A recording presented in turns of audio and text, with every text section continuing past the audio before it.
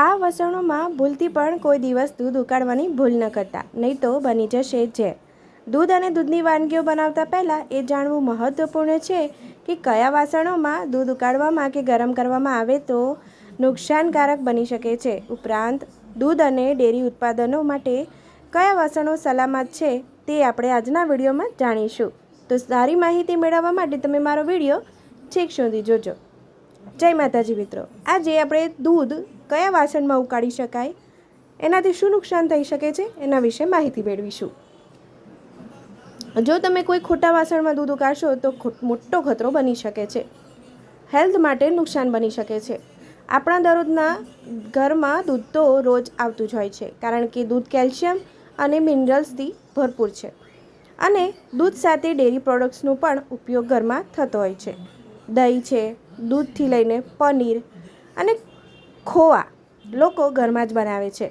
પરંતુ ધ્યાનમાં રાખવાની વાત એ છે કે આજકાલ ઘરોમાં લોકો દૂધ ગરમ કરવા માટે અલગ અલગ વાસણોનો ઉપયોગ કરે છે.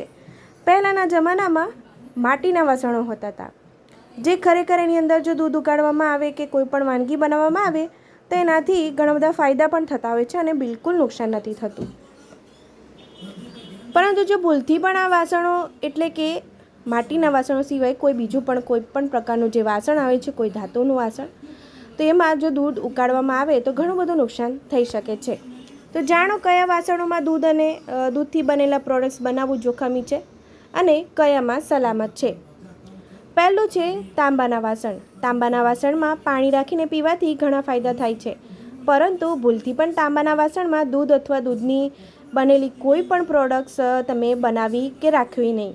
તાંબામાં દૂધ ગરમ કરતાં જ તે દૂધમાં મિશ્રિત થવા લાગે છે, જેનાથી દૂધ ઝેરી બની જાય છે. પિત્તળના વાસણમાં જો અંદર લાઇનિંગ નથી અને સીધું પિત્તળનું સપાટી છે તો પછી ભૂલથી પણ તેમાં દૂધ બનાવવું નહીં. દૂધની ચા બનાવી હોય કે પછી દૂધની ખીર બનાવી હોય તો પિત્તળના વાસણમાં બનેલી દૂધની વસ્તુઓ ખરાબ થઈ જાય છે. હવે ત્રીજું છે કે એલ્યુમિનિયમનું વાસણ. સામાન્ય રીતે એલ્યુમિનિયમના વાસણમાં દૂધ ઉકાળવું કે પછી બનાવવું સલામત માનવામાં આવે છે, પરંતુ એવું નથી. લાંબા સમય સુધી દૂધને એલ્યુમિનિયમના જો વાસણમાં તમે રાખવામાં આવે ઉકાળ્યા પછી પણ કે વાસણમાં બનાવવાથી દૂધમાં એલ્યુમિનિયમની માત્રા આવી જતી હોય છે અને જે અલ્ઝાઇમર જેવી બીમારીઓનું કારણ બની શકે છે અને બીજી ઘણી બધી બીમારીઓનું આમંત્રણ બની શકે છે. માટે જ જો તાંબાનું વાસણ હોય કે પછી પિત્તળનું વાસણ હોય કે પછી એલ્યુમિનિયમનું વાસણ હોય, આ ત્રણેયમાં દૂધ કે પછી દૂધમાંથી બનતી કોઈ પણ વાનગી બનાવી નહીં. અને એલ્યુમિનિયમને સાફ કરવા માટે પણ ખર્ચવું પડે છે, જેના કારણે તેના તત્વો દૂધમાં મિશ્રિત થઈ જતા હોય છે. સસ્તી ગુણવત્તાવાળા સ્ટીલ. બહાર માર્કેટમાં સસ્તી વસ્તુ પણ મળતી હોય છે અને મોંઘી વસ્તુ પણ મળતી હોય છે. તો એમાં ક્યારેક એવું થાય છે કે આપણને કોઈ વસ્તુ સસ્તી ભાવે મળી જતી હોય છે, પણ એની ગુણવત્તા એકદમ નીચી હોય છે. જે સ્ટીલની ગુણવત્તા ફૂડ ગ્રેડ સલામત નથી, તેમાં પણ દૂધ બનાવવું અને ઉકાળવું સલામત નથી. આવા વાસણોમાં રહેલા ધાતુ દૂધમાં મિશ્રિત થઈને તેને ઝેરી બનાવી દે છે. કાચના વાસણમાં બનાવવાનું સલામત. હવે આપણે જોઈશું કે કયા વાસણમાં આપણું દૂધ બનાવવું કે દૂધની કોઈ પણ પ્રોડક્ટ્સ બનાવવી સલામત છે. કાચના વાસણમાં દૂધ બનાવવું સલામત છે, કારણ કે તે નોન રિએક્ટિવ હોય છે અને કોઈપણ પ્રકારના ધાતુ દૂધમાં મિશ્રિત થતા નથી.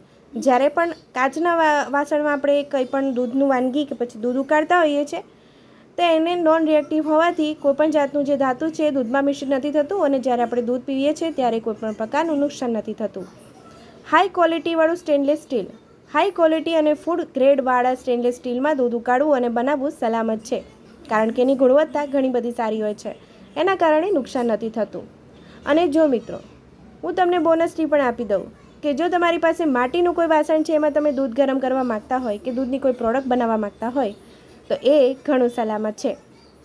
મિત્રો, જો તમને મારો વિડીયો ગમ્યો હોય તો લાઇક, શેર અને સબસ્ક્રાઈબ કરજો. મને મારો વિડીયો છેક સુધી જોવા બદલ તમારો ખૂબ ખૂબ આભાર. તમારા મિત્રોને પણ આ વિડીયો ચોક્કસ પહોંચાડજો, જેથી એમને પણ સારી માહિતી મળી શકે. આવજો.